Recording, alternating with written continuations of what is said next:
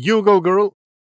Met in čaj poslušate, to je podcast o medijih, o dobrih in slabih praksah, novih tehnologijah in trendih prihodnosti. Gostje v medijih delajo, z njimi živijo in o njih razmišljajo, z vami pa sva Aljaž Pengal-Bitenc, pengovski.com in Nataša Briški, Metina lista. Najprej lepa hvala za vse prispevke k ustvarjanju naših vsebin in tudi za predloge, koga naj gostiva in povabiva na Metin čaj.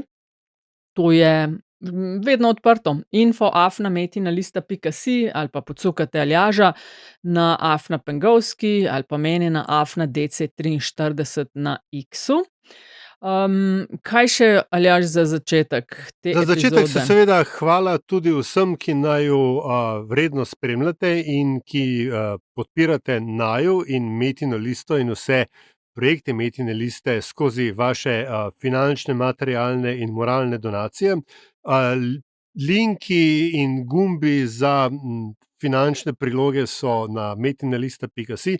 Vsak evro pomaga in sva res zanj hvaležna, zato ker nama vaš denar omogoča, da spijeva zelo veliko kav, ki potem omogočajo, da midva te stvari delava pozno v noč ali od zgodnega, od ranega jutra. Hkrati pa tudi poziv, apel, tako rekoč molitev, da prosim, naročite se na, če še niste, na Metin čaj, pa povejte tudi prijateljem pa babicam, da je to super za poslušati, recimo na vrtu. Taman recimo zdaj, ko prihaja počasi zimska sezona, ko spet prihajajo čaji v igro. Vsaj pri meni recimo so bolj jesen, zima pa mogoče zgodnja pomlad. Ampak v vsakem primeru, Aljaž, hvala za tole in hvala vsem, ki res podpirate to, kar delamo. Zelo pomaga. Tudi bo pomagalo, če nama date kakšno oceno pri vaših podcast ponudnikih, da bodo mogoče vsebine, ki jih ustvarjava, se znašle višje na dnevnem redu, pa jih bo našel lahko še kdo drug. Aljaž, 284 je številka te epizode Metinega čaja.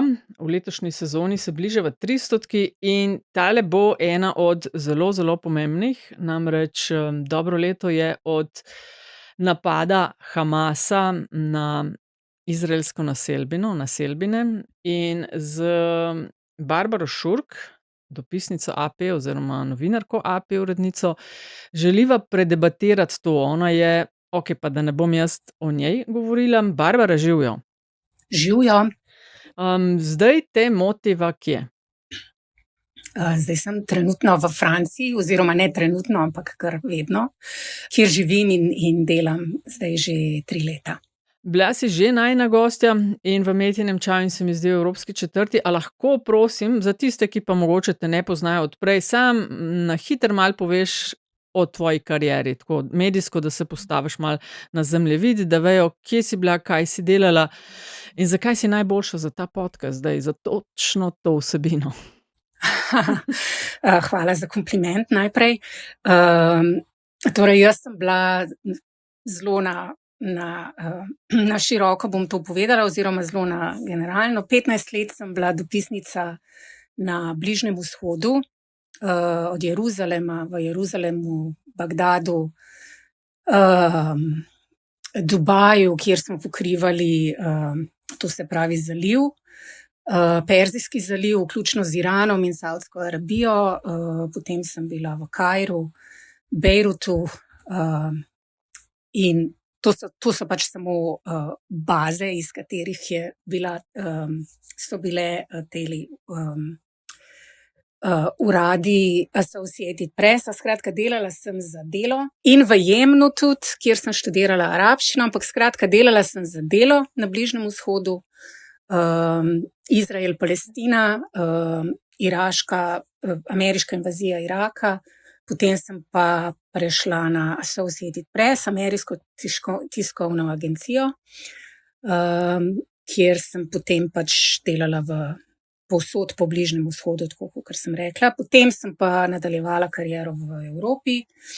1 leto sem preživela v Bruslju za Politiko, sem bila news editor, in potem sem pokrivala tudi Balkan nekaj let za New York Times, naše krasne države in našo soseščino. In ja, zdaj pa že 3 leta živim v Franciji in delam tudi za Associated Press. In ko imam čas, pišem knjigo. No, o tej knjigi, a že veš naslov, a to je palestinska pisma ali o Palestini, ali to še ni odločen, verjetno, ne? Ja, naslov še ni odločen, ampak v glavnem so to zapisi iz Palestine, to se pravi serija esejev iz mojega časa poročanja iz te nedržave. Barbara, zdaj, če bi tvojo kariero postavil na časovnico, ne, bi lahko tako na hitro rekel, da si bila tam, kjer so bila krizna žarišča, ne? Če rečemo, da je bil Bruselj v tistem času tudi krizno žarišče. Ko si bila ti tam, pa me zdaj malo skrbi za Francijo, ne? Ja, jaz mislim, da kar upravičeno. Še posebej, če sodimo po tem zadnjem letu, minulih mesecih je bilo tukaj kar burno in na političnem in socialnem prizorišču, če lahko temu tako rečem, in jaz mislim, da se bo to nadaljevalo v prihodnjem letu sigurno, če ne že prej, in sicer v smeri, ki nas lahko samo prežema bojazen ne samo za to državo, ampak mislim, da za Evropo nasploh. Francija je seveda skozi zgodovino vpletena tudi v Bližnji vzhod. Libanon je bil dolgo časa francoska kolonija, pa Sirija tudi, če se prav spomnim. Skratka, in povod za naš današnji met in čaj, za njegovo temo je seveda leto in dan od napada Hamasa na Izrael, ne, in vendar je moje prvo vprašanje, ali mi, ko govorimo o trenutni vojni na Bližnjem vzhodu, ali govorimo o ločenih konfliktih, o enem konfliktu, ki traja zdaj že 1 leto in se širi, ali v resnici govorimo o konfliktu, ki traja, kaj pa vem, že desetletja, pa ima samo različne nivoje in intenzitete. Ja, jaz mislim, da ta zadnji opis tega stanja bi bil najbolj primeren za današnjo situacijo, pa tudi za situacijo v minulih desetletjih. To je vsekakor vojna, ki traja že desetletja, ali pa so vojne, kakorkoli jih lahko razcepimo in odcepimo, na koncu pridejo pravzaprav na isto točko, ki so jo seveda, in ta točka je seveda Izrael-Palestina. Zdaj ne bom rekla, da je to izraelsko-palestinski konflikt, zaradi tega, ker se mi zdi, da potem, če definiramo to kot konflikt in never ending konflikt ali kakorkoli, večni spor, je res, potem pridemo na to raven, da je to nek, ga pravzaprav formuliramo v tem smislu, kakor da je to, da se zdaj tam pač tepejo za čigava je hiša. To je seveda v osrčju tega konflikta, teh vojn, je pač, da je na ozemlju ene države, ki je bila naseljena, oziroma na ozemlju ene dežele, rečemo temu tako, ki je bila takrat pod mandatom Velike Britanije, še ene kolonialne sile, ki je zaslužena za mnoge konflikte, vključno z današnjim, in vojne. Iran vendarle izvira iz, vse, kar se dogaja z Iranom, vendarle izvira iz britanske politike do te države in kolonizacije te države.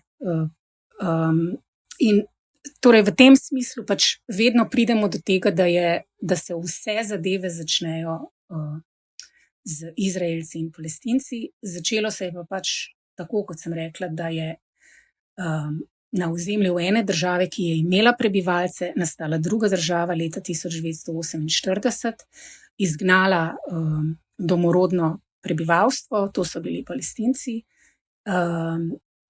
in izgnala in deloma tudi pobila in potem formirala državo širila pravzaprav državo na ostala območja, vključno na sosednje države, kot so to se pravi Libanon, Sirija, Egipt, z temi epizodnimi vojnami, kot si opisal, ne, 67, da gremo naprej, 73, 82 in tako naprej, ne, to je skratka v osrčju vsega, kar gledamo danes ali pa poslušamo, vključno na podcastih, kakršen je vajin, to je v osrčju vseh teh sporov. In seveda v tem smislu ne gre pozabiti, da vloge zahodnih držav, predvsem Združenih držav Amerike, Velike Britanije, Francije in ostalih kolonialnih sil in vseh ostalih zahodnih držav, predvsem evropskih, ki imajo seveda Nemčija, anybody, ki imajo odgovornost in večno vlogo in dolg do judovskega prebivalstva Evrope, z seveda genocidom v drugi svetovni vojni.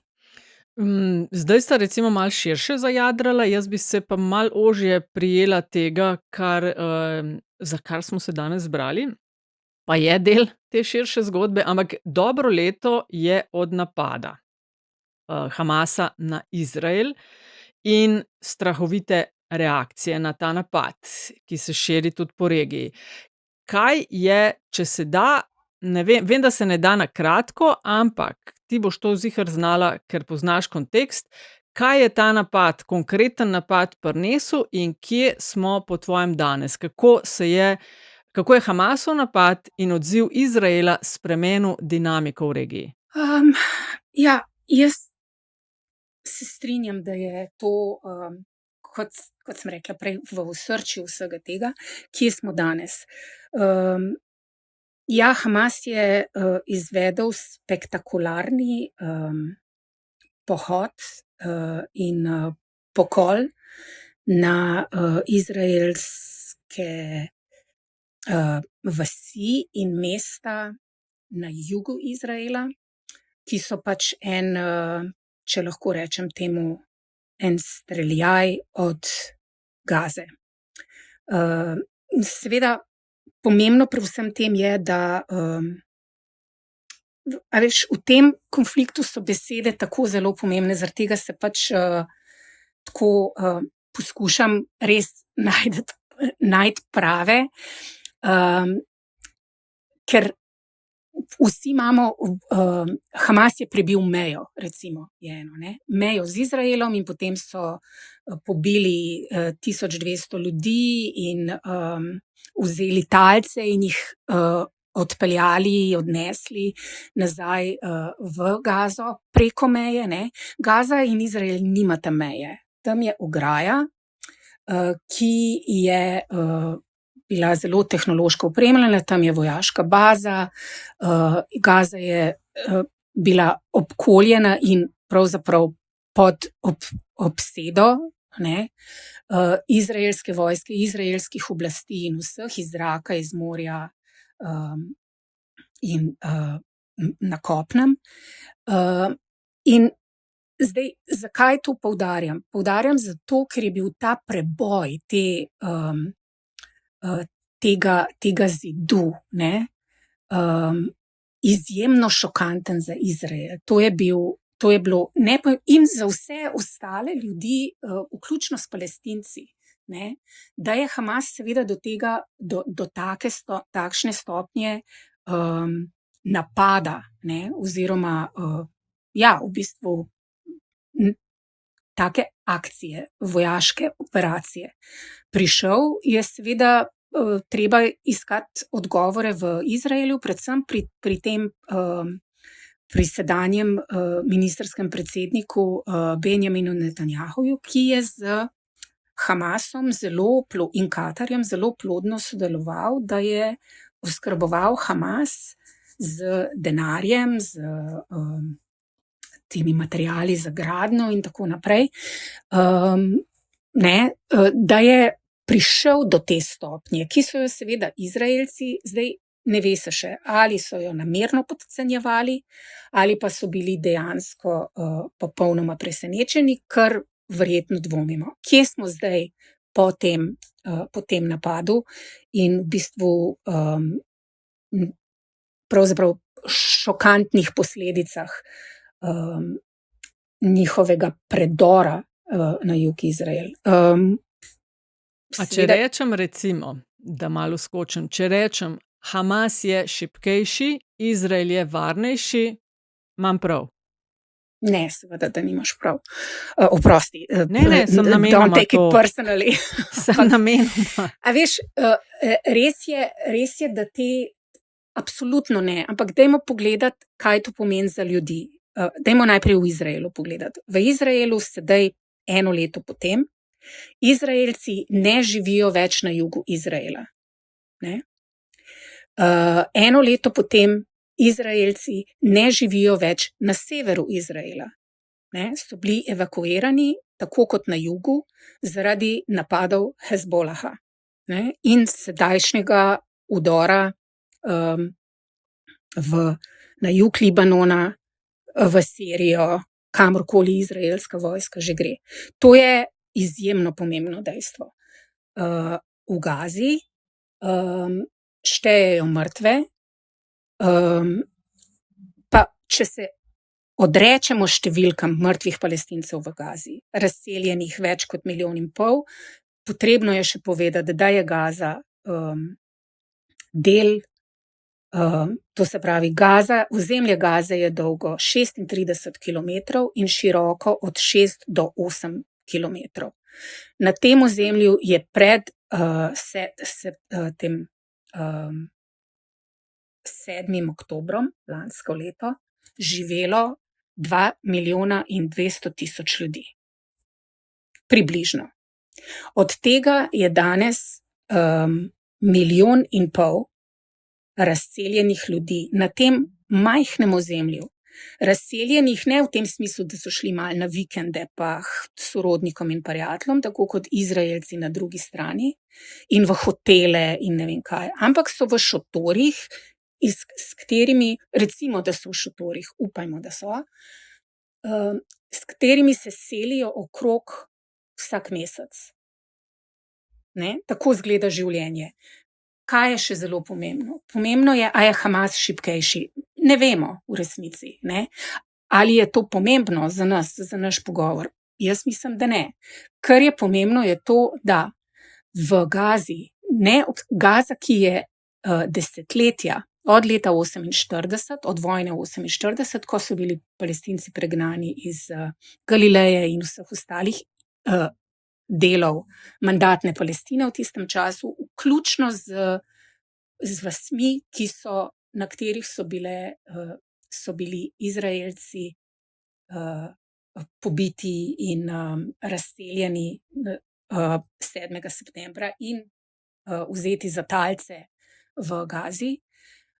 To so palestinske vasi in večinoma so v Gazi potomci teh pregnancev. Dejstvo je, da v Gazi ni več infrastrukture, ki Palestince drži pri življenju, ki jim omogoča šolanje, ki jim omogoča dobesedno vse, čisto vodo, to se pravi uvoz, če temu tako rečem, iz Izraela, ker Izrael nadzoruje vse kontrolne točke, iz katerih prihajajo hrana, mleko, računalniki, vse. In oni tudi držijo, to se pravi seznam dovoljenih stvari, ki lahko gredo v Gazo, ne zdaj v zadnjem letu, desetletja. Združeni narodi morajo vedno preko njih, obstajajo tudi seznami, kaj je bilo dovoljeno, toaletni papir in tako naprej. Torej, ta sistem,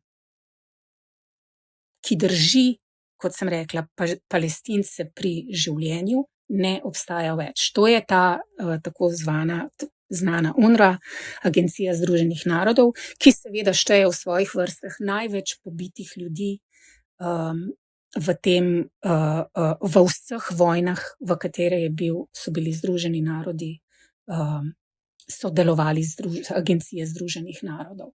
Tako da pri teh vprašanjih je za mene vedno bolj pomembno poudarjati takšne stvari. In seveda, ali to, vse to, kar sem zdaj opisala, ali to ne vpliva na mednarodno ureditev oziroma na mednarodno ureditev tega sveta. Absolutno. Izrael je pred kratkim razglasil generalnega sekretarja Združenih narodov za persona non grata. Ne more, skratka, nima vstopa. Pustimo, da je izgnal reporterko za človekove pravice že davno pred septembrom. Skratka, te zadeve imajo implikacije. Izrael je prejšnji teden so vojakom, peacekeeperjem, mirovnim enotam, ki so v Libanonu na tako imenovani modri črti, že spet, to ni meja med Izraelom in Libanonom, ampak je neka razmejitvena linija, ki jo patrulirajo mednarodne enote Združenih narodov že od leta 82 ali pa 84, od tiste predzadnje vojne Izraela na Libanon. Takrat in so jim rekli, da se morajo izseliti iz svojih postojank. Mislim, vacate them. Je bil nadzor. In so jih potem pač Združeni narodi zaenkrat pravijo, da ne bodo šli. Ampak, skratka, to so posledice, ki jih je za moje pojme potrebno, ki jih je vedno potrebno analizirati, če temu tako rečem, oziroma o njih spregovoriti.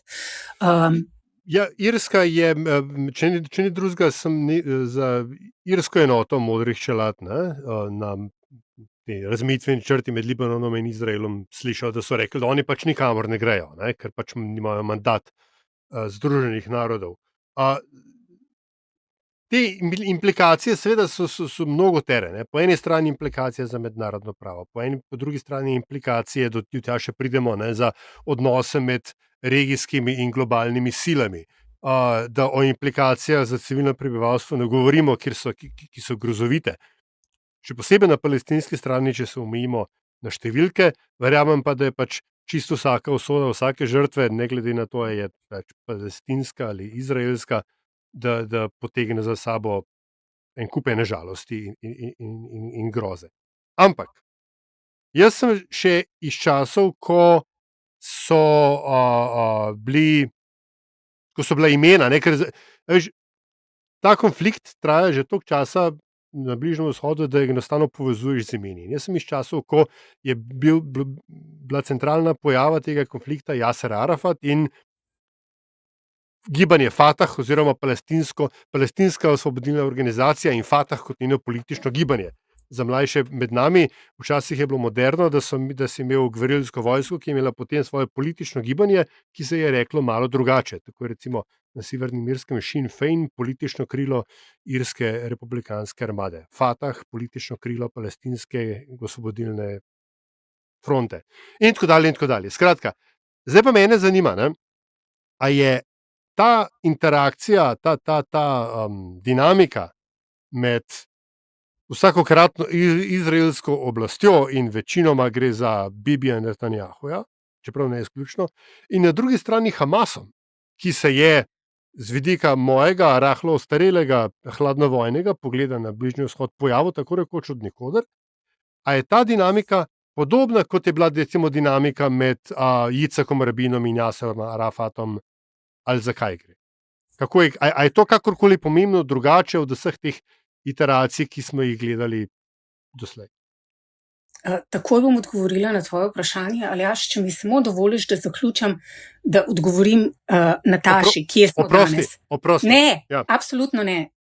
Zelo dobre iztočnice si mi dal. Samo to sem še hotela reči, da v današnjem, kar gledamo danes, ko se mi tukaj pogovarjamo, je, da Izrael bombardira 4 države naenkrat, dnevno. Udaril je, to se pravi, invazija, kot vse kaže, izvaja ponovno invazijo Libanona, zdaj južnega Libanona, morda bo šel še malo dlje, bombardira Libanon, bombardira Sirijo, Jemen in Gazo, ki ni država, ampak se mislim, da se razumemo. Ne? Samo toliko, da in s čim bombardira? Bombardira izključno z ameriškim orožjem, ne? Ki prihaja tako po DHL-u vsak dan, vredne milijarde orožja. Ta konfiguracija je pomembna, ne? Seveda bombardiral je tudi Iran, ampak dajmo to za naprej. Da se obrnem, da poskušam odgovoriti na tvoje vprašanje, Aljaž. Ja, v enem smislu imaš prav, da gre za dinamike, ampak ne med posameznimi voditelji. Lej, Izrael operira od vsega začetka, ali pa vsaj 10 let po svoji ustanovitvi. Operira izključno ko so se pač te stvari postavljene. Po 48 je bilo treba dobiti ljudi, je bilo treba prebivalce dobiti, ne, Jude iz arabskih držav predvsem, ker je šlo za številke, ne. Seveda so bili avtohtoni Judi v sveti deželi v Palestini, ne, ampak tisti priseljenci, ki so prišli iz Evrope, preživeli holokausta, jih nažalost ni bilo dovolj, ne. Potem je bilo pač treba to naseliti, zato da so se ustvarila dejstva na demografski razlogi. Ampak potem, ko se je to obrnilo na eno politiko, in takrat seveda je mnogo ljudi, vključno z velikimi silami, imelo ogromno sočutja in pravičnosti v judovski državi, kar je tudi razumljivo. Ampak ko se je to začelo obračati politično, je seveda Amerika prevladala kot partner, ne.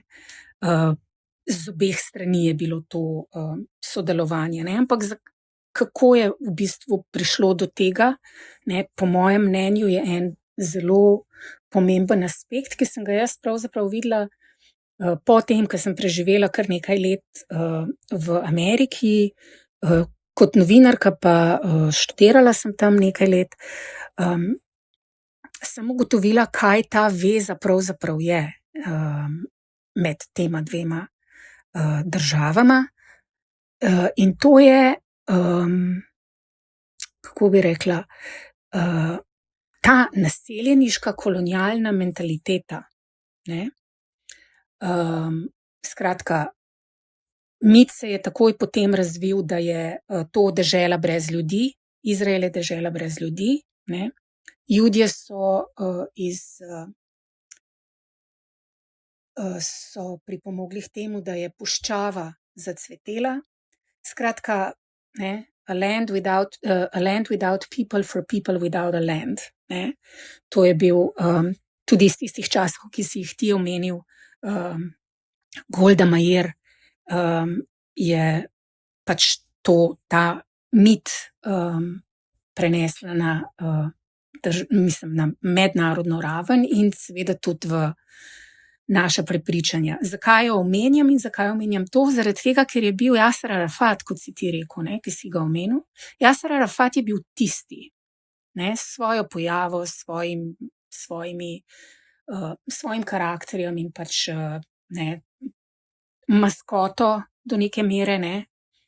On je bil tisti, ki se je pojavil na mednarodnem odru in je rekel, ne, nekaj ni v redu, ne, so ljudje bili v Palestini, ne, in jaz sem pač eden izmed njih in jaz vas pač povem, jaz sem tukaj zato, da vam povem, da we won't go quietly, ne, na ta način. Potem seveda se je razvilo to in, ne, kdo bi si mislil, pojavilo se je ogromno držav, ki so se v tistem času osvobajale od kolonialnih sil, ne, ki so rekle, ojoj, ne, poglej ga, saj ta je pa tako kot mi, ne, v Afriki, drugje na Bližnjem vzhodu in tako naprej, ne. Mi smo tudi tukaj in mi tudi ne bomo šli svoje zemlje, ne, ravno nasprotno, naši kolonizerji, ne, njih bomo nagnali, ne. In to govorim zato, ker je danes zelo podobna situacija, da se vrnemo v ta čas, ne. Zakaj imamo bodimo odkriti, da je veliko vojn, ki so enako strašne, kot je ta, ne, na Bližnjem vzhodu. Kot praviš, Aljaž, traja večno, ne. Zakaj na svetu se ukvarjamo vedno in se pravno kregamo, pripravljeni smo se skregati družine, a si na strani Izraelcev ali Palestincev, ne. A veš, ne, da se pač zelo postaram, ne, verjetno je nekaj pri tem, da smo Nemci partizani, ne, kavbojci, indijanci, ne, da pač lahko samo bipolarno razmišljamo, ne, ko gre v to, ampak ko pride do teh, da se moramo postaviti na eno stran, ne. Ampak jaz mislim, da gre tukaj za nekaj globjega, ne. Če pogledaš, recimo, če pogledaš glasovanja v generalni skupščini, ne, in imaš potem, ne vem, 5 držav podpira Izrael, 89 jih ne vem, govorim popolnoma na pamet, da se razumemo, ne. Potem jih je pa, ne vem, 27 jih je pa vzdržanih, ne. Mislim, če greš pogledat, kdo, ne, katere države so na strani Palestincev, ne, so vse bivše kolonije, ne. Oziroma tudi današnje, kjer prevladujejo te zahodne sile, ne. Tako da v tem smislu se mi zdi pomembno poudariti, da ja, jaz nobenega konflikta, nobene vojne ne vidim kot, a je to zaradi tega, ker sta se Arafat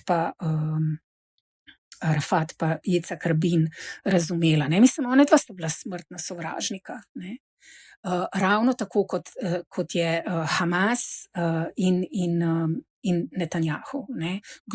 Kogarkoli si izberemo iz Hamasa, od voditeljev zdaj večina, ki jih mi poznamo, zdaj že generacije, je pač so mrtvi, ne, so jih ubili Izraelci.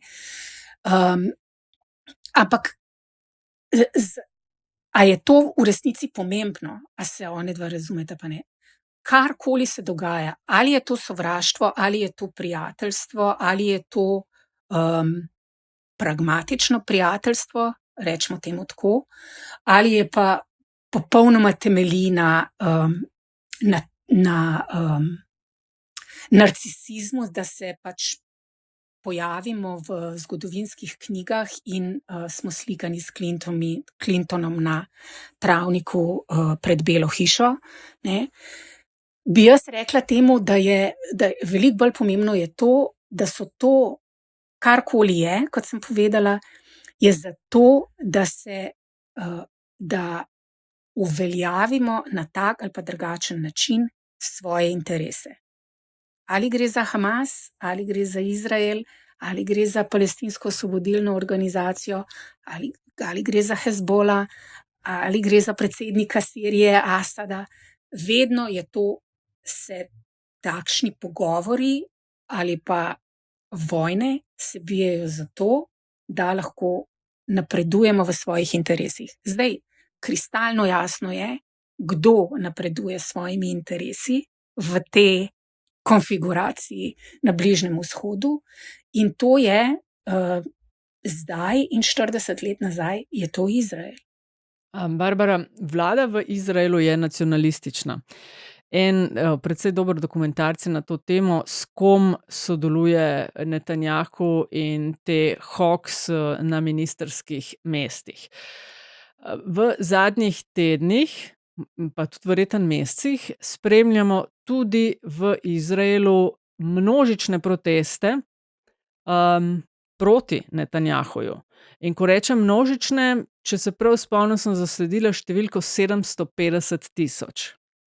Zdaj, Izrael ima 9,5 milijona ljudi. 750 000 na ulici je nekaj takšnega, kot če bi, tako mal za občutek, v Sloveniji protestiralo, 150-200 000 ljudi. Pri nas gremo v luft, ko gre nekaj 500 000 ljudi. Tam jih je 750 000. Ali so ti protesti, ne vem, kako jih ti razumeš, a bi bil, to me pa čist mene osebno zanima, a misliš, da bi bil odziv na Hamasov napad, če bi bila v Izraelu bolj liberalna vlada, drugačen? Ne bi bil drugačen, iz preprostega razloga, zato ker liberalna vlada v Izraelu ne obstaja. Ja, seveda, to je zelo šokantno, ker ta tako imenovana nacionalistična vlada v Izraelu kako deluje. Predvsem je šokantno zato, ker kaj te ministri in Benjamin Netanjahu govorijo in kako govorijo. Seveda mi smo navajeni, da Izraelci, predvsem vladni predstavniki, govorijo drugače, veliko bolj spravljivo in vedno z pozicije žrtve, ki so in seveda pojasnjujejo svoja dejanja in svoja vojaške operacije, zasedbo Zahodnega brega Gaze in vzhodnega Jeruzalema, kot zagotavljanje varnosti. Govorijo tudi o tem, da ne ciljajo civilistov, da pravzaprav to je pač narativa, ki jo Izrael ima desetletja. Izraelski predstavniki, oni se branijo, oni ne napadajo, oni odgovarjajo, ne napadajo.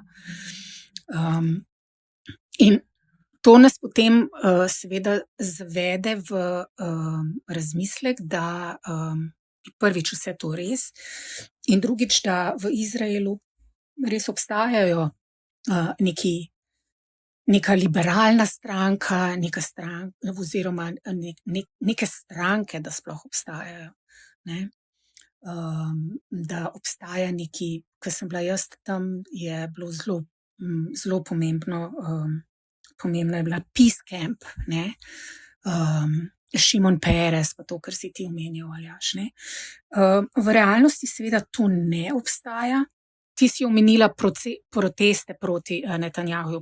Protesti proti Netanjahuju in tej vladi so bili že davno pred Hamasovimi napadi 7.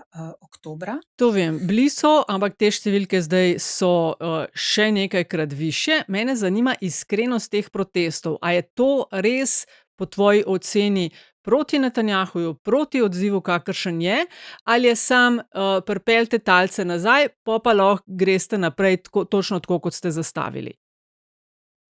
Ne, jaz mislim, da je absolutno so bili številčni, dobro, ne bomo se zdaj v številkah prepirali, ampak ti so bili masovni protesti proti njemu in proti njegovi vladi.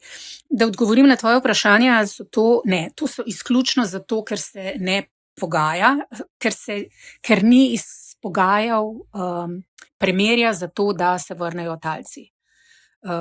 Zato so protesti proti njemu, ne vem, kaj so, lahko ti pa zagotovo povem, kaj niso, in sicer niso za to, da se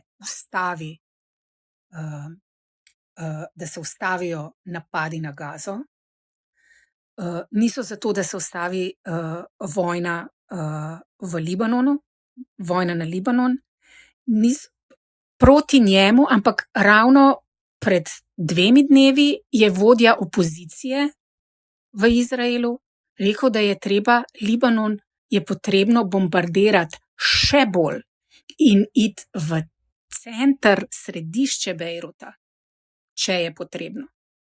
Skratka, ne, da odgovorim na tvoje vprašanje, te protesti niso v podporo Palestincem in Libanoncem in pokolom, ki so se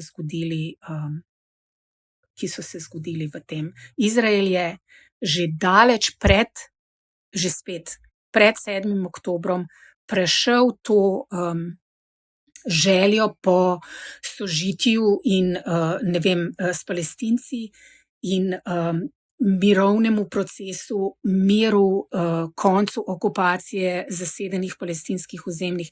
To je že daleč več ni bilo na agendi prebivalcev Izraela. Zakaj pa ni bilo na agendi? Zaradi tega, ker so enostavno Palestincev se ne vidi več. Oni so za zidom na Zahodnem bregu, ta so prerešetana z judovskimi naselbinami. Palestinci ne delajo več v Izraelu, Palestinci na zasedenih ozemljih. Gaza je en velik zapor, iz katerega nihče ne pride že več kot desetletje. Ne? Skratka, nobene potrebe ni potem, da bi Izraelci protestirali oziroma zahtevali od Netanjahuja, naj sede za pogajalsko mizo, ker Palestinci za Izraelce ne obstajajo. Barbara, ko takole nas 3 poslušam, ne, pa tudi sicer, ko gledam, poskušam spremljati javni diskurs na to temo, se mi tako 2 paralelni misli se mi hkrati odvijata. Na eni strani, da je ves ta konflikt, ne, bodi se zdaj ta zadnja iteracija od 7. oktobra lani do zdaj, ali pa pač vse od leta 48 dalje, da je v bistvu ali absolutno preveč podvrženo nekemu redukcionizmu, češ, Izrael je slab, zato so Izraelci slabi, zato so Židje slabi. Ali pa na drugi strani vse skupaj je to komplicirano, da se itak se ful ne da in nič ne moramo in ne, dajmo pač mičken se grabiti za koravde in govoriti, kako bi bilo lepo, če bi se vsi razumeli. Ampak to so dinamike, ne, to besedo danes zelo velikokrat zelo uporabljam, ki se dogajajo v resničnem življenju. Ne. Omenila si, Izraelci, se pravi Palestinci, zdaj niso več premešani z izraelsko populacijo, so pač zaprti na tej ali oni strani zidu in ograje. Ampak nekoč temu ni bilo tako. Ne glede na to, kako zelo težko so prihajali z Zahodnega brega na delo v Izrael, se je to dogajalo. Nekoč pogajanja med palestinsko oblastjo, kakršnakoli ona že bila, in izraelsko oblastjo, demokratična ali pač ne, recimo, ne vem, meni se mogoče vendar zdi, da je to, da ima Izrael neko parlamentarno demokracijo, načeloma plus. Skratka, ta pogajanja so obstajala, so potekala. Mednarodna skupnost se je v podobi Združenih narodov z tem vprašanjem ukvarjala. Ameriški predsedniki so kariere zastavili za tak ali on sporazum, bodi si v Camp Davidu, bodi si v Oslu, bodi si ne vem kje. Danes se pa zdi, kot da je vse skupaj ne vem, da se nobenemu več ne ljubi, da se je aktualna izraelska oblast odločila, da gre do konca, ampak in hkrati Hamas če ostanemo v Gazi, ravno tako odločil, da gre do konca. In prej si govorila o interesih, mislim pa, me boš popravila, ampak da nikomur v regiji, ne, pa v resnici nikoli do zdaj ni bilo interesu, da bi se šlo do konca, zato ker so vendarle vsi hoteli preživeti za, če ni drugega, do naslednje runde. Ja, omenil si pogajanja, ne? Res je, da so v enem momentu so res obstajala pogajanja, v katere so bili celo vpleteni Palestinci. To so bila ta znamenita mirovni sporazumi iz Osla, ki niso bili mirovni sporazumi, ampak dajmo zdaj jim reči mirovni sporazumi. In iz tega se je potem razvil nek proces, v katere so bili celo res, pri katerih so celo sodelovali Palestinci, kar so sami Palestinci, ne samo Jaser Arafat in PLO in tako naprej, ampak načeloma Palestinci na zasedenih ozemljih, se opravičujem, so bili sami presenečeni in tako zelo presenečeni, da so vključeni v neke pogovore, ne pogajanja, ampak v neke pogovore o njihovih življenjih v njihovi deželi, da so enostavno veliko stvari spregledali oziroma bili pripravljeni spregledati, ker so jih končno priznali, da obstajajo. Ne? In to je zdaj problem teh desetletij, Aljaž, ki si jih ti omenil. Ne? Pogajanja seveda so obstajala in razlog, zaradi česar ni nobene pogajanja so obstajala ves čas. Združeni narodi in varnostni svet, en kup enih resolucij je, ne, in zelo bi bilo, mislim, da bi bili v popolnoma drugih razmerah danes, če bi se katerakoli od teh resolucij zares spoštovala, predvsem strani Izraela in Amerike in njunih zahodnih zaveznikov. Ampak ravno zaradi teh pogajanj ni danes in nobene želje za kakršnekoli pogovore strani Palestincev v tem primeru ali pa Libanoncev konec koncev, ravno zaradi tega, ker se vse zmenijo Izraelci in Američani. Ne? Američanom so si sami, omenil si kariere predsednikov in tako naprej, kot da je to neko veliko žrtvovanje. Ne? Pa ni, ne?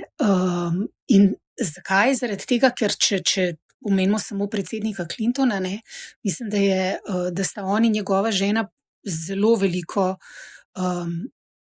pridobila s tem statusom, ki se mu reče honest brokers, ne? Med Izraelci in Palestinci. Ne? Ampak če se ti ves čas pogovarjaš samo z izraelskimi predstavniki, ne? Potem pa se v mojih časih tam so se potem odpeljali v Ramalo, pa so rekli Arafatu pa vsem drugim, tole boste naredili. Veš, tako so ta pogajanja izgledala. Ne? In to se je moralo končati. Ne?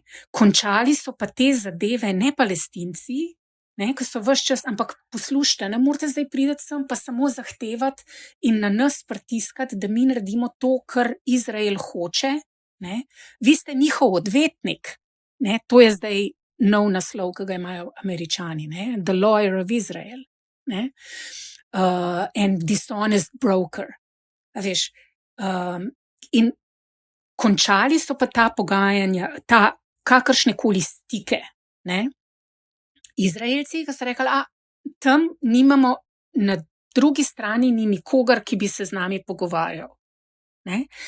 In to se je potem ta njihova, ki si rekel, noben ne gre do konca. Ne? Edini, ki grejo lahko do konca v tem primeru, je samo Izrael.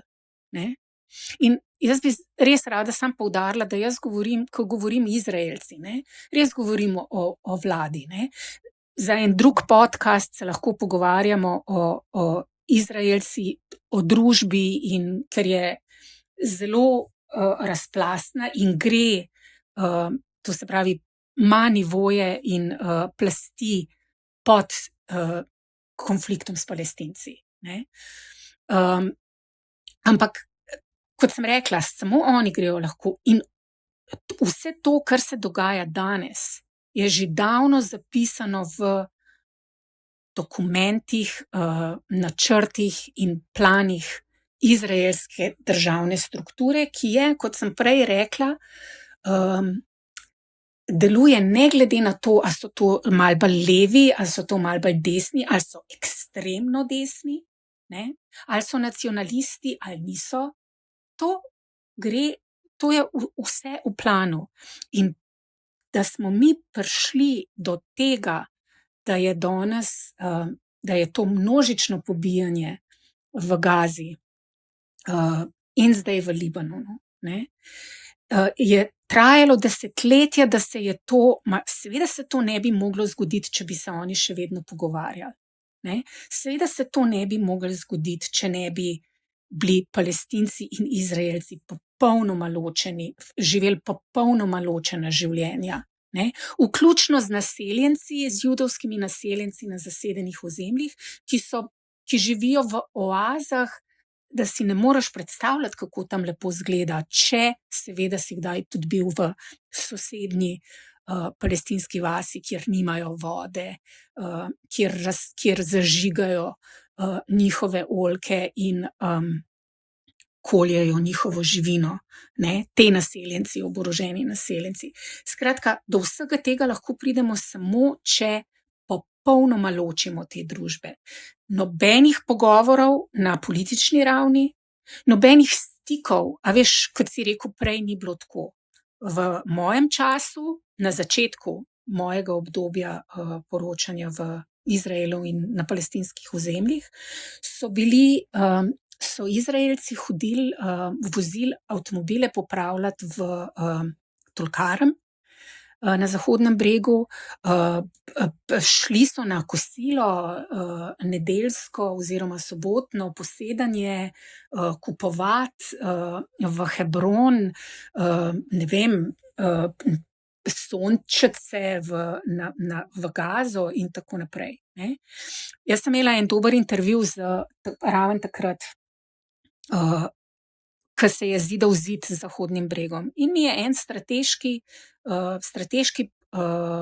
strateg izraelske vojske, ne? Ki mi je razlagal, zakaj se gradi ta zid na Zahodnem bregu. Ne? Pa je rekel, pa zaradi tega, ker to, da hodijo Izraelci tja humus jest skupaj s Palestinci, je nedopustno. Ne, se nekaj, pa zakaj je nedopustno? Zaradi tega, ker enostavno te družbi se ne morata prepletati, ne more biti nekih emocij na eni in drugi strani, zaradi tega, ker ko mi hočemo več ozemlja, ne, enostavno ne želimo, da je kakršnokoli sočutje na tej strani zidu, ne, in to je to. Izraelci danes oziroma Palestinci danes v Izrael vidijo izključno samo skozi okupacijsko vojsko, skozi ljudi, ki so na njihovem ozemlju v uniformi in do zob oboroženi. Ne? Zato danes lahko, še enkrat ponavljam, se dogajajo takšni pokoli, zaradi katerih ki ne motijo niti zahodnih sil, da se razumemo. Zahodnih sil, Francija, Nemčija, Amerika in tako naprej. Ne? jih ne motijo ravno zaradi tega, ker je to vse že vpeto v Palestinci so postali teroristi, oni so del tega islamskega skrajnega gibanja, ki napada naš način življenja in ne obstajajo kot družbe, kot ljudje z podobnimi življenji in potrebami v življenju predvsem, kot jih imamo mi.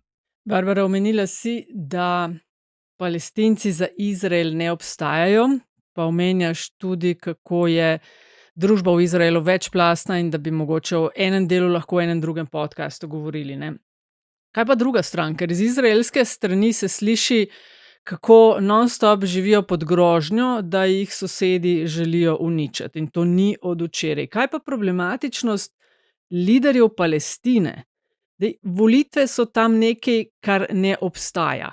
Abbas, ki naj bi vodil ta politično krilo od, ne vem, zadnjih 20-15 dobrih let, odkar je Hamas prevzel vodilno vlogo, ni bil v Gazi.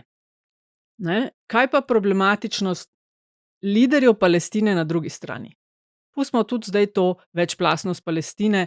Eno so lideri, eno so obični ljudje. Verjetno podobno tudi v Izraelu. Jaz mislim, da se malo zakomplicira pri Palestini oziroma palestinskih ozemljih ravno zaradi tega, ker seveda živijo pod okupacijo. Ne? In volitve seveda obstajajo. Hamas je bil leta 2006-2005 so bile volitve, demokratične volitve sodeč po vseh mogočih mednarodnih organizacijah, vključno z Združenimi narodi in Carterjev inštitut in ne vem kdo še vse. In je bil Hamas pač izvoljen demokratično. Ne? Zdaj, seveda, to je bilo po 3, 4, 5 letih drugega upora proti okupaciji, intifade. In Izraelci in Američani so zelo zavirali te volitve. V tistem času pač nemogoče zahteve so bile na Palestince, na palestinsko oblast, na palestinsko, kaj je že tisto, authority, Palestinian Authority, ki tudi ni želela teh volitev, ne, vedoč, da kakšen bo izziv, ne, zaradi tega, ker je bila upor znotraj upora je bil ravno proti palestinski upravi, tako se ji reče, proti palestinski upravi, zaradi tega, ker je v skladu z mirovnimi sporazumi iz Osla, da jim tako reči, je pač v zapor metala ljudi, ki so se upirali izraelski okupaciji takrat, ne. Skratka, postali so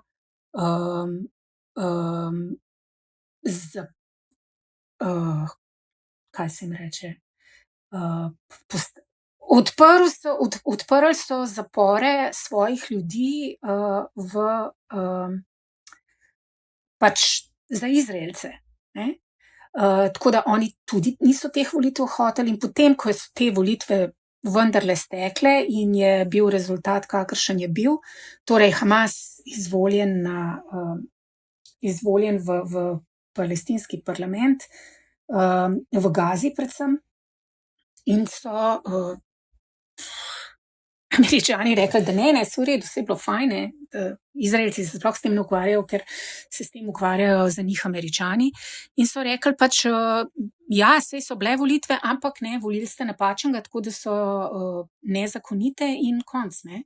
In seveda v Gazi, kar se je zgodilo, je Hamas pač izgnal in prevzel oblast z orožjem, ne, in predvsem so izgnali pač te nemogoče skorumpirane voditelje Fataha, ne, Mohamed Dahlan na prvem mestu, in začeli voditi Gazo. Takrat je pač Izrael udaril to popolno blokado tega ozemlja, ne, in danes smo, kjer smo. Mahmud Abbas, kdo na svetu ga še jemlje resno? Pred oktobrom, pred 7. oktobrom, že spet tako govorimo, kot da je to začetek vsega, ampak je, ne. Moram spet poudariti, protesti na zasedenih ozemljih proti palestinski upravi, ne, ki jo ljudje vidijo zahteve po volitvah, ne, da se razpišejo volitve, ki jih zavrača Mahmud Abbas, ne. Protesti, peticije, vse mogoče organizacije, mednarodne in ne vem kaj še vse, podpora, fondi, ne vem kaj. Mahmud Abbas je seveda to zaviral, ker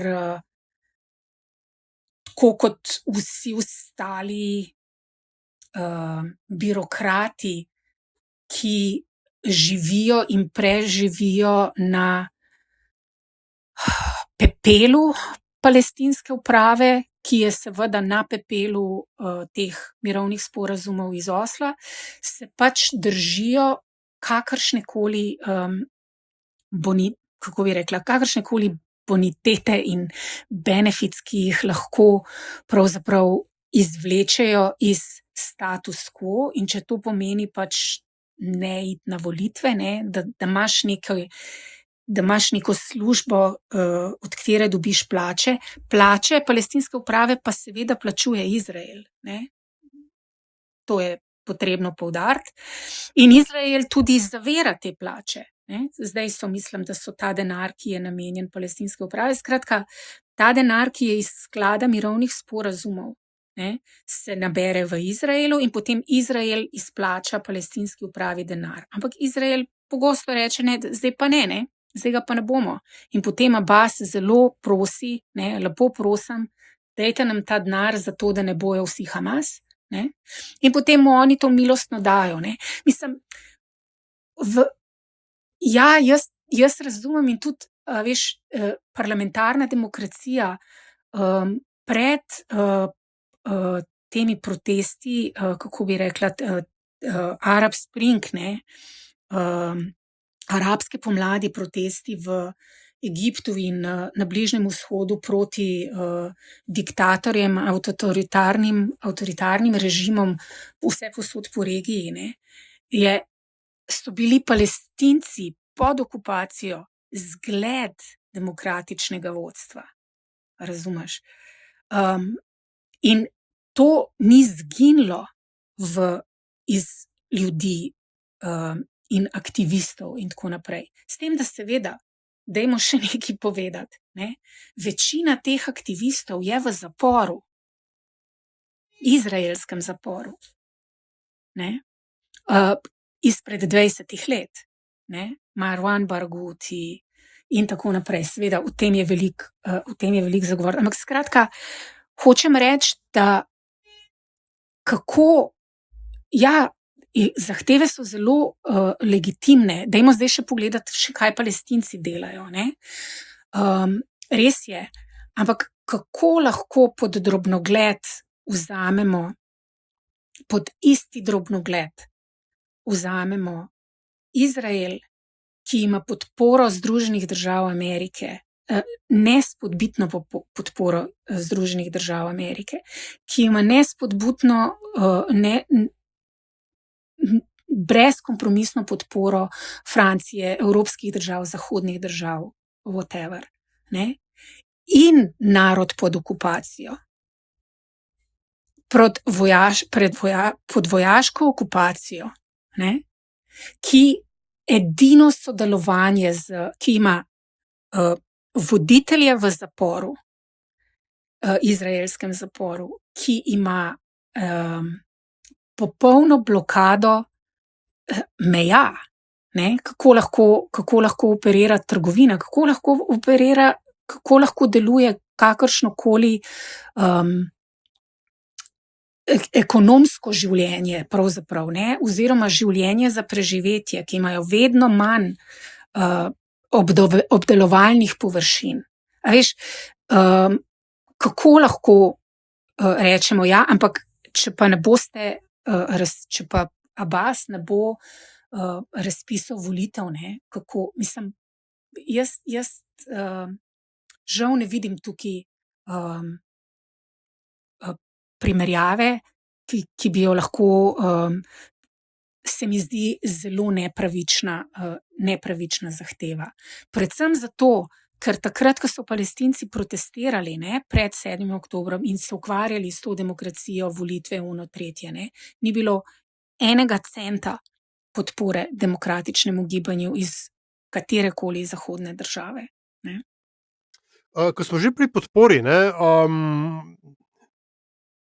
notranjo politiko v Sloveniji vsake toliko, ne, so pretresali pozivi k priznanju Palestine. Nazadnje, ki so se potem vedno zaleteli, ne, v neke geostrateške, zgodovinske, kakršnekoli razloge, zaradi katerih potem do tega ni prišlo. Do pred nedavnim, ko je Slovenija tudi zaradi obnašanja Izraela v Gazi nekako premagala ta strah, ne, dobila moralno upravičenje, da prizna državo Palestino v mejah te resolucije, ene od teh prvih resolucij OZN, pač Two-State Solution, meje pred 1967 itd. Skratka, Slovenija je zdaj priznala Palestino, ne, in zdaj, ali je to priznanje Palestine ima kakršenkoli vpliv, efekt, učinek, ne, na situacijo na Bližnjem vzhodu, ali je šlo to v resnici, tako kot smo mnogi cinično to interpretirali, za predvolilno potezo vlade Roberta Goloba pred volitvami, zato da je majčkeno poskušala na svojo stran dobiti neko ta mlajši, progresivni ali pa idealistični del volilnega telesa. Jaz za premierja težko govorim, kakšne so bile njegove namere, lahko pa rečem, da je ta odločitev, da se Palestina prizna,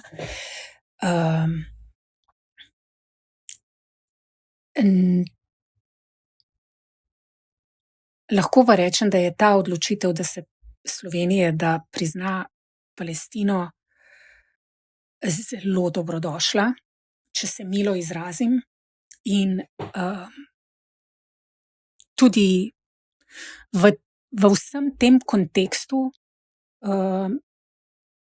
današnjem in prejšnjem in tudi prihodnjem, edino logična, predvsem za našo zgodovino neodvisnosti, v kateri smo se sklicevali na pravico do samoodločbe. In mislim, da postavi Slovenijo v izjemno dobro družbo na mednarodni ravni. In mi hkrati pa meni osebno, moram reči, da pove, kar se me še posebno dotakne, moram reči, da je vendarle še nekaj morale v politiki. Kaj pa bi povedala, sej vmes med tem, ko se pogovarjamo o tem konfliktu, odzivih in implikacijah, pa širša regija, interesi velikih sil. Zdaj za Združene države poslušamo intenzivno pač zadnje leto čeprav se strinjamo, da se ni začelo 7. oktobra, ampak vseeno, to je bil po drugi svetovni vojni največji ali pa najbolj smrtonosen napad na Izrael, tako da en mejnik vendarle je.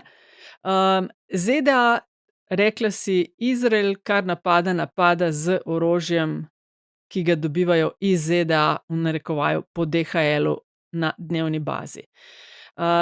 Eno sicer govorijo, non-stop poslušamo o Blinknu in diplomatskih prizadevanjih, ki lahko so, ali pa včasih, mogoče celo pogosto so drugačna od tistih, ki so vojaška. Eno govorijo, drugo delajo očitno.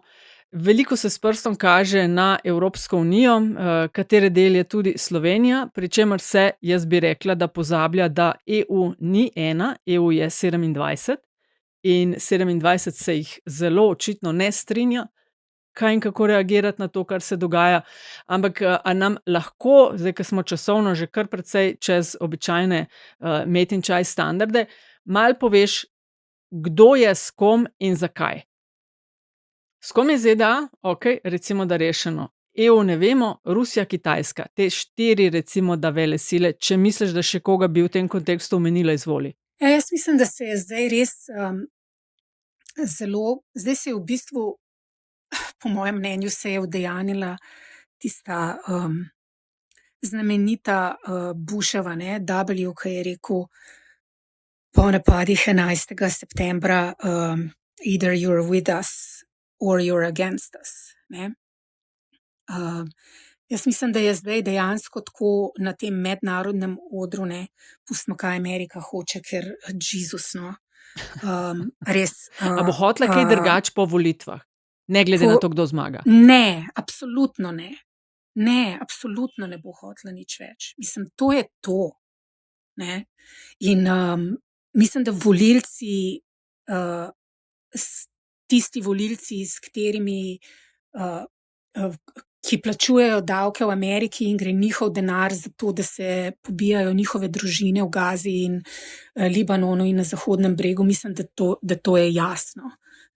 In da je jasno, da se to ne bo spremenilo in tisti, ki govorijo, da bo s Trumpom hujše, se zelo motijo.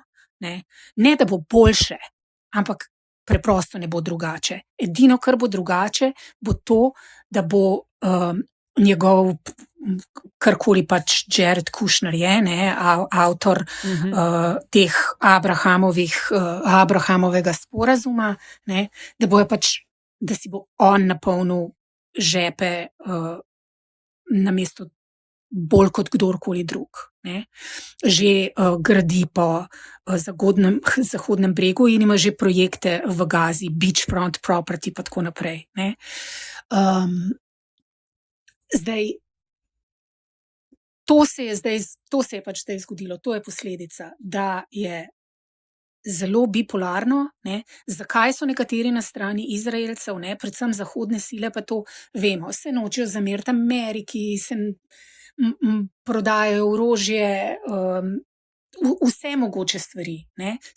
Imajo izjemno zgodovinsko odgovornost do Izraela, ne morejo, v redu, komplicirano. In določene argumente tudi razumem, predvsem Nemčije in tako naprej. Ampak to ne pomeni, da je potrebno, ko kdorkoli protestira, da jih policija pretepa na ulicah Berlina in ne vem, kje še vse. Ampak pustimo to. Rusija, Kitajska, kje sta? Te dve državi sta še vedno, oziroma velesile, a veš, sta še vedno nekje vmes. One dve sta še vedno nekje v Oslu in te zadeve in two-state solution in tako naprej. Zaradi tega, ker je kako bi rekel, ta status, zdaj se vidi, kako je ta status quo, navidezni status quo, v tem konfliktu, ki ga je ustvaril Oslo, te sporazume iz Osla, ki so seveda dolevali popolnoma v prid Izraela, ampak vendarle, takrat se je mednarodna skupnost in te pogajalci in vsi te, ki so bili vpleteni in Združeni narodi v ta mirovna pogajanja, so se lahko tako zelo zavajali in si pravzaprav to tančico zanikanja dali pred oči, da je pač vse se pogovarjamo, stvari so stiki in dokler se pogovarjamo, ne more biti najhujši in tako naprej. In Kitajska in Rusija sta še vedno nekje tle. Jaz mislim, da Rusija bi bila veliko raje z Izraelom, ampak zaradi tega, ker to ne ustreza njihovim strateškim interesom drugje po svetu, in predvsem zato, ker morajo biti proti Ameriki, so seveda absolutno navidezno na strani Palestincev in arabskih držav. Navidezno praviš? Absolutno. Ne navidezno, ampak zaradi svojih interesov. ne? Mm. Ker je to veliko večje območje, veliko več držav, in ki so predvsem proti Ameriki, zato so z Rusijo, ne? Mhm. Te države seveda ne dojemajo tega tako, ne, da smo si na jasnem. Ampak mislim, da je to politika Rusije, ne? Medtem ko Kitajska čaka in ekonomski interesi v arabskih državah njihovi so že zdavno zakoreninjeni, ne? In predvsem Kitajska ne potrebuje Izraela. Izrael potrebuje Kitajsko, ne? Tako da oni bodo šli, ko bo primeren trenutek, bodo tudi z Izraelom, ne? Daleč od tega, da so vpleteni v kakršenkoli bojkot ali pa zahodni odnos do Izraela, ne? Daleč od tega. A je res tako zapleteno, Barbara, razumeti, zakaj se tehtnica, ko govorimo o preštevanju podpore komu, res konkretno nagiba na stran Izraela? Eno je, kaj je prav pa pravično, ampak v mednarodnih odnosih gre praviloma za zasledovanje interesov. Če nasprotuješ Izraelu, vidimo, ne vem, nisi več na čelu univerze, izgubljaš pogodbe v Hollywoodu, Izrael ima denar in ima vojaško moč. Kaj ima pa Palestina? A je to tisti odgovor, ki je lahko kratek in enostaven, ne glede na to, kako brutalen je? Kaj ima Palestina? Mislim, da zaradi tega, ker vidijo, da če podprejo Palestino, kar je zelo pogumno dejanje, kot si omenila tudi prej in se strinjam, da je veliko bolj tvegano za države, ko gledajo svoje, ne vem, odnose, upravljanje, gospodarstvo širše. Ker ko greš nasproti Izraelu, ki je močnejša država na mednarodnem teritoriju, se zdi, da je škoda tvoji državi lahko večja, in zdaj govorim zgolj o, ne vem, materialnem. Dala sem za primer čist enostavno, ne vem, kako ljudje izgubljajo pozicije, ko so se postavili na stran Palestine. Ali čist preveč enostavno to vidim? Ja, jaz ne vem, v bistvu, kako bi lahko odgovorila. Lahko odgovorim na tvoje vprašanje, kaj imajo Palestinci, ne? Si povedala, kaj imajo To se Izraelci. vse, ne, to na človeški, humanitarno, to je Ja, saj to je popolnoma moj jasno. odgovor. Ampak Ja, se mi kaj zdi, imajo da veliko Palestinci? kalkulirajo države in da ko kalkulirajo, vidijo, da imajo več od tega, če podprejo Izrael, kot Palestino.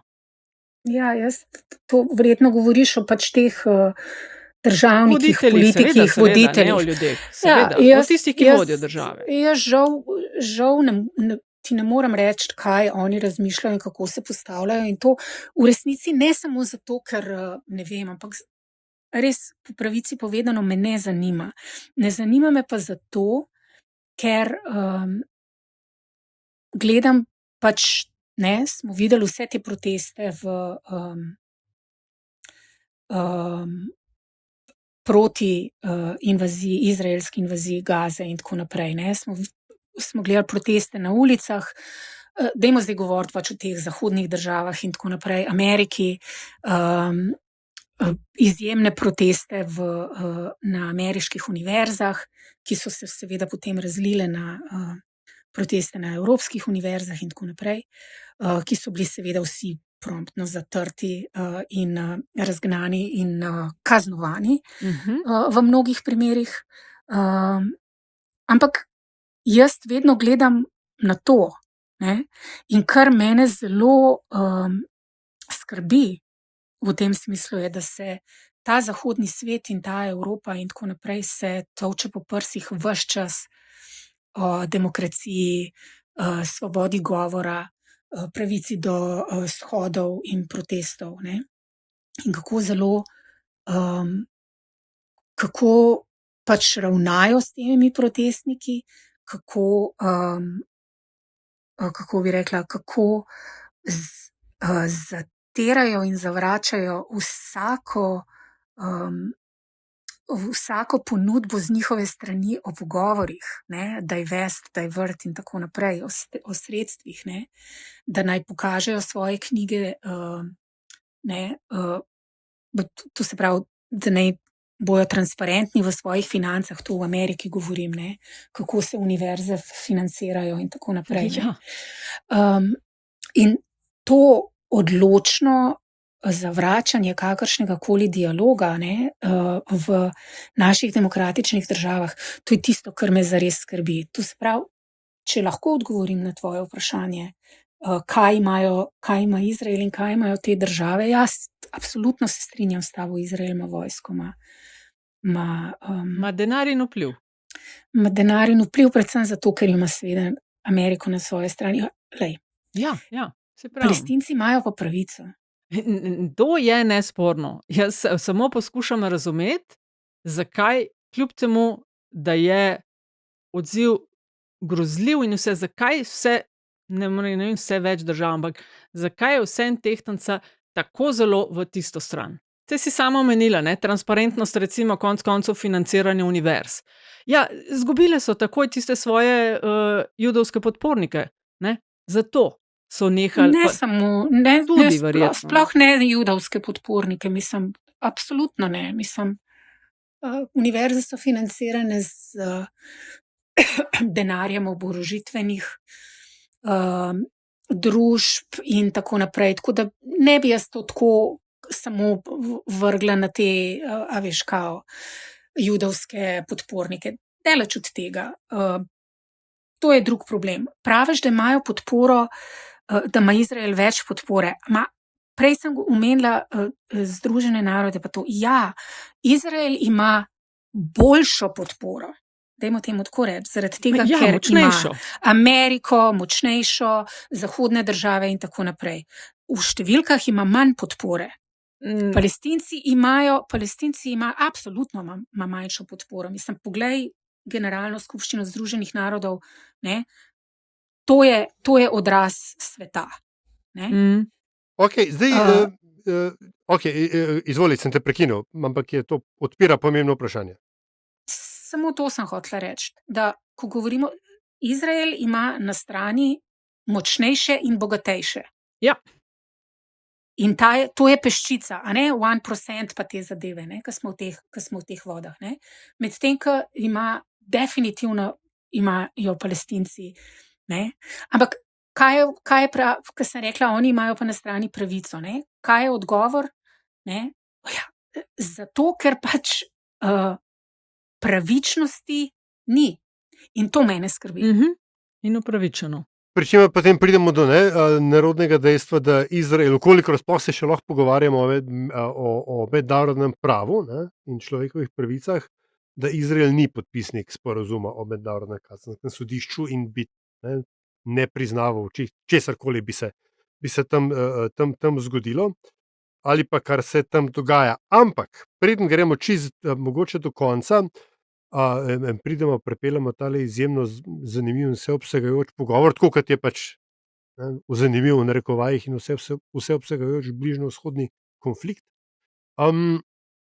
Čez, kaj je to zdaj, 26 dni na dan snemanja, 24 na dan objave tega podcasta, so na sporedu ameriške predsedniške volitve in ne glede na to, da če je bilo razumeti, da ne glede na to, kdo je na oblasti, da kakšnih hudih premikov ne bi bilo, sem jaz več kot en članek prebral v zadnjih nekaj tednih, da se ameriško javno mnenje počasi premika od tega proizraelskega, ali pa del ameriškega javnega mnenja počasi premika od tega proizraelskega konsenza, da je že tudi v judovski populaciji v ZDA je veliko skepticizma do Netanjahua in njegovih motivacij, ki jih prej nikoli ni bilo, ne, pač kar je Izrael naredil, je bilo avtomatično upravičeno.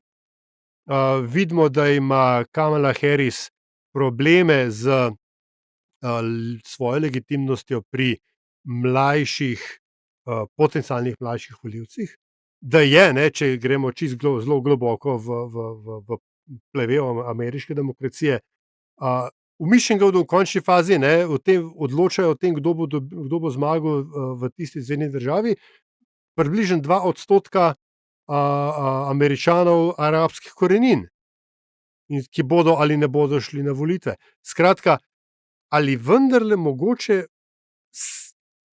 neka optimistična projekcija, da ne glede na grozote, ki se danes dogajajo na Bližnjem vzhodu, da morda obstaja neka lučka na koncu tunela in da to ni vlak ali pa raketa, ki prihaja.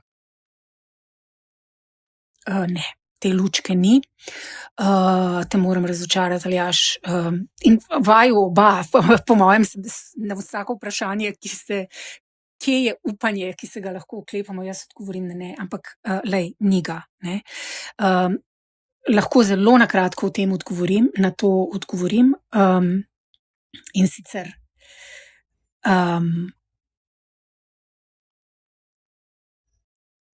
poglej, ja, že vsaj 2 desetletji se je določen del judovskih Američanov, če lahko temu tako rečem, zelo z velikim odporom rečem, ampak for the benefit, ne, bom rekla pač, se je odcepilo politično od tega najbolj vplivnega lobija AIPAC, ne, judovskega lobija v Ameriki, in pač ne igra nobene ali pa saj ne pomembne vloge v tem odseku vojne, o katerem smo govorili. Ne. Torej to ne pomeni. Potem, če zelo racionalno razmišljamo, poglej, tudi če bi, ne, če bi te protesti, te zahteve, ta dinamika ameriških judov tudi, ne, ta segment ameriških judov, ki je proti temu, predvsem moramo tudi vedeti, zakaj so proti tej vojni, ne, zato, ker škoduje Izraelu. Veš, to gre nazaj na tisto, kar sem prej omenila, ne, da Palestinci pravzaprav res ne obstajajo več, tudi v tem diskursu. Veš, oni samo hočejo drugačen Izrael od Netanjahujevega Izraela, ne, ampak še vedno je to Izrael, v katerem Palestincev ni, ne.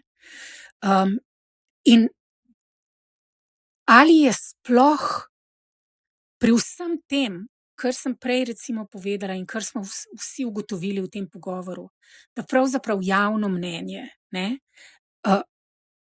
celo mnenje volilcev, ne, pravzaprav je neveljavno, ne, neveljavno v tem smislu, da ne zaleže, ne, oziroma enostavno ne pride do tistih, ne, tisti, ki bi mu morali prisluhniti in tudi nekaj za to narediti, enostavno ne slišijo. In zdaj je to popolnoma legitimno za njih, da ne slišijo. Skratka, kar se tiče ameriških volitev, bi želela poudariti to, ne glede na to, kakšno je javno mnenje. Ampak, a se spomnimo iz leta 2016 oziroma kar ta zadnje, 2020 volitve, pa sej vendarle volilni glas ne odloči teh volitev. Odloči ameriške volitve v ameriški demokraciji, odloči Electoral College. A je tako? Je tako. Zakaj se zavaravamo oziroma zakaj se zavajamo? Se moram popraviti. Zavaravaš, ne prijatelja. Zakaj se zavajamo in mislimo, da se bo z ameriškimi volitvami karkoli spremenilo, če pa vendar odloči naslednjega predsednika Amerike peščica, ampak res peščica Američanov. Dobro, peščica, tule je treba dodati, da je popular vote bil zadnjih, 20 let na strani demokratov, pa niso zadnjih 20 let oni imeli oblast v državi, pa ta peščica je, različno seveda od zvezne države do zvezne države, vendarle obvezana, da odda glas za kandidata, ki je v njihovi zvezni državi zmagal. Ampak kaj je pomagal Hillary Clinton popular vote? Ja, nič, ker ti lahko dobiš vse v Kaliforniji, pa še vse ti tisti elektorski glasovi ne pomenijo, če nakoplješ dovolj drugih zveznih držav. Kot rečeno. Se strinjava, ampak še vse ne pomeni to čist, da lahko tisti, ki so del elektorskega koledža, glasujejo čist povsem po svoje. Ne, pa, mogoče jaz nisem bil dovolj jasen. Moje vprašanje je bilo, ali lahko recimo odnos do bližnjevzhodnega konflikta pri pomembnih demografskih skupinah, za to ali ono politično stranko v Ameriki, v tem primeru za Američane arabskega porekla, vpliva na bližnjevzhodno politiko, v tem primeru Kamale Harris. Tako kot Ja. to me zanima, a veš. Jaz mislim, da ja, ampak ne, zdaj bo, ne, če Arabci ne bojo, arabski Američani ne bojo volili za Kamalo Harris, bojo itak rekli, da so Arabci krivi, ne. Ampak jaz dejansko ne vidim razloga, zakaj bi arabski Američani na tem svetu volili demokrate. Pustimo Kamalo Harris, ampak ne vidim, in velika možnost je, da bojo dejansko volili undecided, ne. Narobe sem prej povedala. Hotela sem reči, da ja, ne bojo volili demokratov, zaradi tega, ker enostavno nič se ni spremenilo, v njihovih življenjih in življenjih njihovih svojcev na vojnih območjih. In tako kot je bilo z delavskim razredom oziroma z middle classom, ne, kot mu rečejo v Ameriki, in demokrati na volitvah 2016, ki jih je dobil Trump, ki je dobil njihov glas. Mislim, da je zdaj enako kar se tiče Arabcev, s tem, da ne bojo volili Trumpa, ne, ampak bojo, kot sem rekla prej, je ta undecided movement je zelo močen, in mislim, da demokrati na svoji konvenciji jih niso prepričali, da bojo spremenili svoje mnenje na tem področju. Še eno vprašanje, Barbari, preden bi mogoče malo povedala tudi o knjigi, ki jo pripravljaš, in sicer učinkovitost mednarodnih organizacij. Zdaj, bile so ustanovljene po drugi svetovni vojni in za svet, kakršen je bil takrat. Ta je zdaj precej drugačen. Proti Izraelu je, mislim, da je bila prva Južnoafriška republika, ne, ki je sprožila prek ICJ, da gre za genocid v Gazi. Zbirajo dokaze za to, kar se dogaja v Gazi.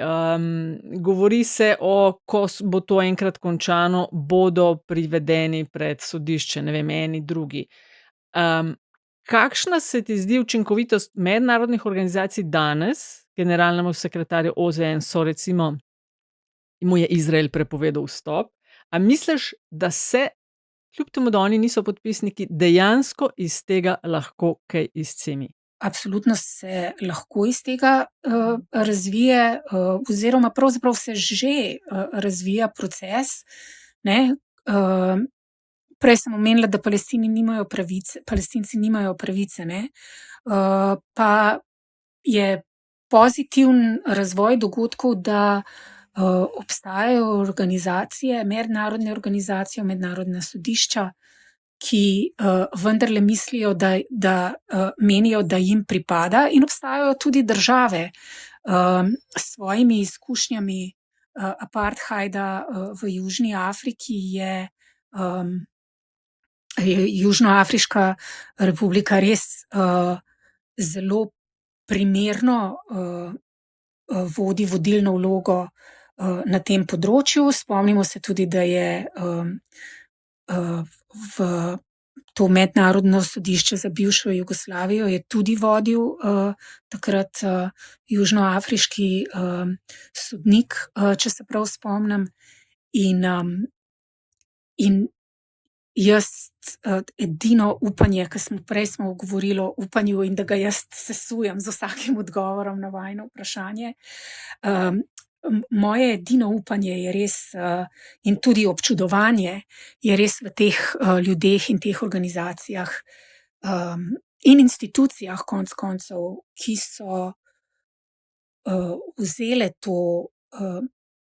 prevzele to vlogo in zbiranje dokazov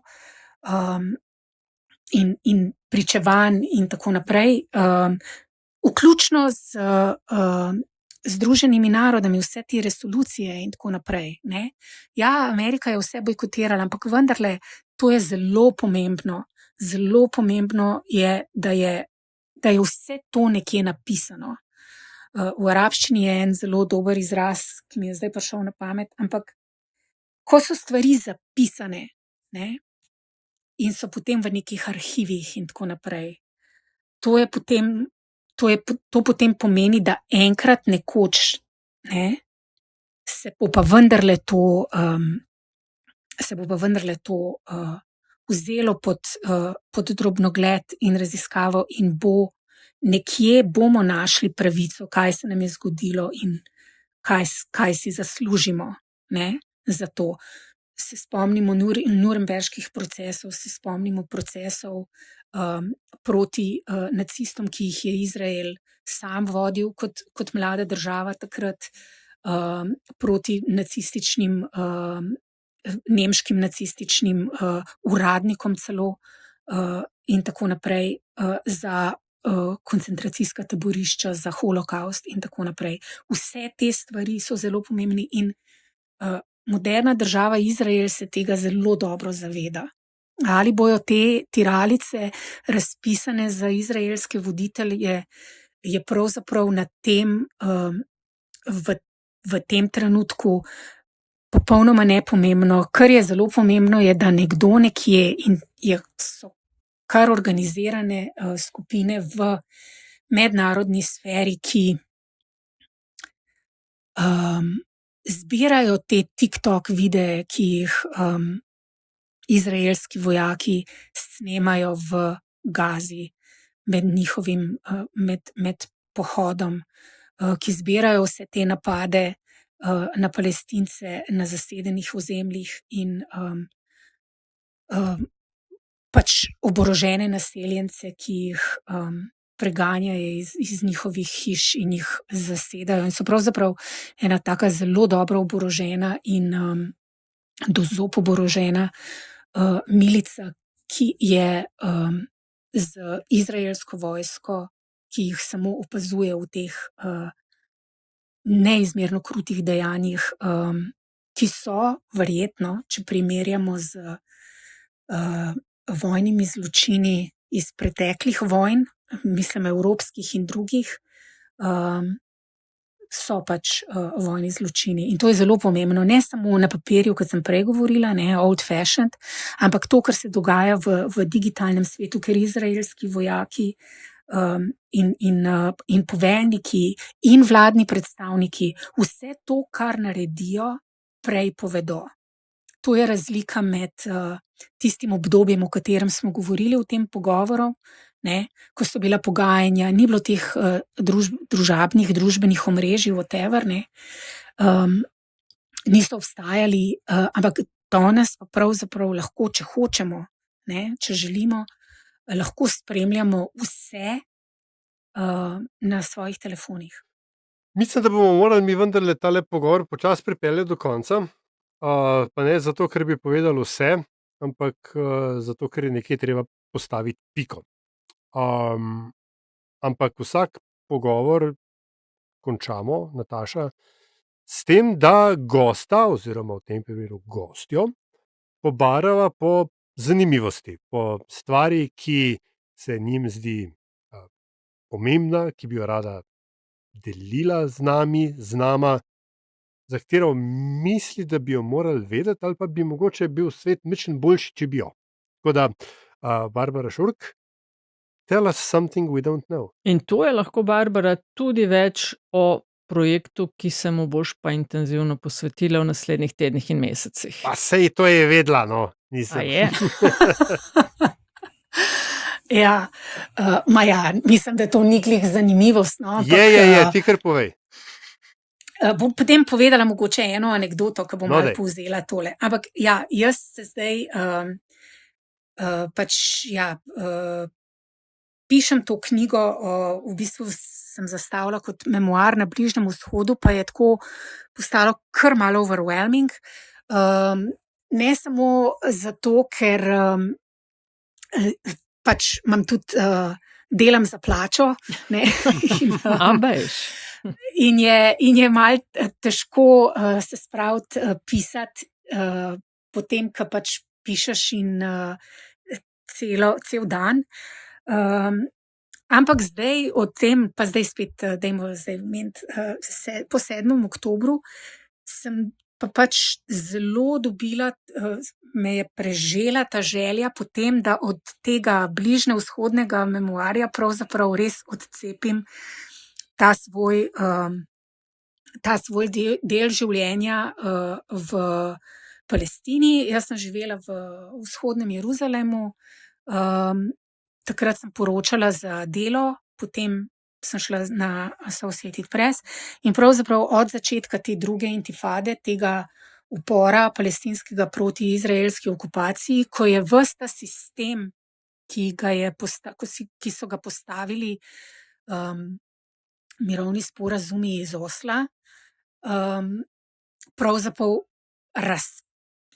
kapituliral, popolnoma razpadel in nas pravzaprav privedel do tega sistema, ki ga gledamo danes, ne? Sistema vojne, sistema miru, kakorkoli mu rečemo, ampak pravzaprav jaz sem v tistem času opazovala, kako se je res bila priča temu, kako se je pravzaprav postavil ta sistem represije, kako se je ta izraelska okupacija palestinskih ozemelj popolnoma zakoreninila in vkopala na ta ozemlja in kako so čez to zrasle ambicije izraelskih politikov in izraelske vojske, s podaljškom Amerike seveda, apetiti po preureditvi in zasedbi, če je to potrebno, sosednjih arabskih držav in prijateljevanju z drugimi državami v regiji, ki so bile povsem nepomembne v tej konstelaciji, in to so seveda zalivske države, predvsem Združeni arabski emirati, ki sem pa potem del kariere za AP sem preživela tudi v Združenih arabskih emiratov. Tako da to je, tega se zdaj lotevam ločeno od ostalih vojn in družb, ki sem jih pokrivala v teh 15 plus letih na Bližnjem vzhodu. In se mi zdi, in to bojo zapisi, kjer eseji, v katerih bojo o svojih življenjih in v svojih državah govorili tisti ljudje, ki tam živijo in ki so tam živeli, zelo velikih je mrtvih. In se mi zdi, da upam, da bo en lep prikaz, kako izgledajo te kraji in te konflikti in ta življenja in tudi obilico veselja, ko o njih govorijo navadni ljudje pravzaprav, no. Ja. Tudi kakšni politiki se najdejo noter, ampak Kakšno pustimo to. časovnico imaš v mislih? Ja, ne vem, to bo v glavnem pač seveda 2000 do 2006. Ne, mislim, kdaj bomo Kdaj to lahko izide? dobili? Ja, to pa ne vem. Ne vem, kdo bo objavil, ne. Ok, iščeš, evo, mogoče se ti pa kdo oglasi po tem podcastu, ki lahko pomaga pri tej zadevi. Ja, a lahko za konec povem Seveda. eno anekdoto, ki bo v tej knjigi. No, daj, evo. In zelo lepo bo povzela to, kar smo govorili, in smo vsi poudarjali, ne, da se je ta konflikt začel pred 7. septembrom, ne, in desetletja proti enemu letu, no, v tem smislu. Skratka, ko sem jaz prišla v Jeruzalem, sem seveda praktično domov hodila samo spat, zato ker je pa še to bolj malo. Ves čas sem bila na terenu in lačna in žejna pogovorov z ljudmi, z Izraelci, s Palestinci, in transport je bil sicer malce omejen, ampak se je še s potrpežljivostjo se je dalo skakati čez te, ne skakati, ampak pač čez razne te vojaške blokade in tako naprej. In se spomnim, da sva šla z enim kolegom. Upor proti okupaciji je bil v full swing in tako naprej, protesti, streljanje, vse živo. In en moj kolega je rekel, pojdiva midva z enim se pogovarjati, ki je bil star takrat, ne vem, čez 80, niti sam ni vedel, kdaj je bil, koliko je bil star v resnici, ampak izgledal je zelo star gospod. In sva šla k njemu, da bo on povedal, kako je bilo življenje pod Britanci. Skratka, tako sva malo želela dobiti, kot se reče, color, ne. Zdaj pa ta star gospod v Palestini, ne, pa tako zelo fajn izgleda in kefijo ima gor seveda, ne. Pa bo on povedal, kako je bilo pod Britanci, Jordanci in zdaj pod Izraelci, ne. Gospod je pač preživel vse te okupacije, ne. In pridem jaz tja k njemu, se usedemo, on nam da en čaj, vse zelo dolgo traja, gospod tudi malo slabše sliši in jaz uvedem v naš pogovor ravno to vprašanje, ne. Živeli ste pod Angleži, potem so bili Jordanci, ne. In zdaj pol Izraelci in Izraelci še zdaj. Katera okupacija je bila najlažja? Kje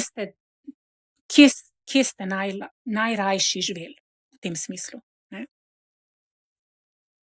Pa prav gospod takoj ustreli, prav Britanci, Angleži.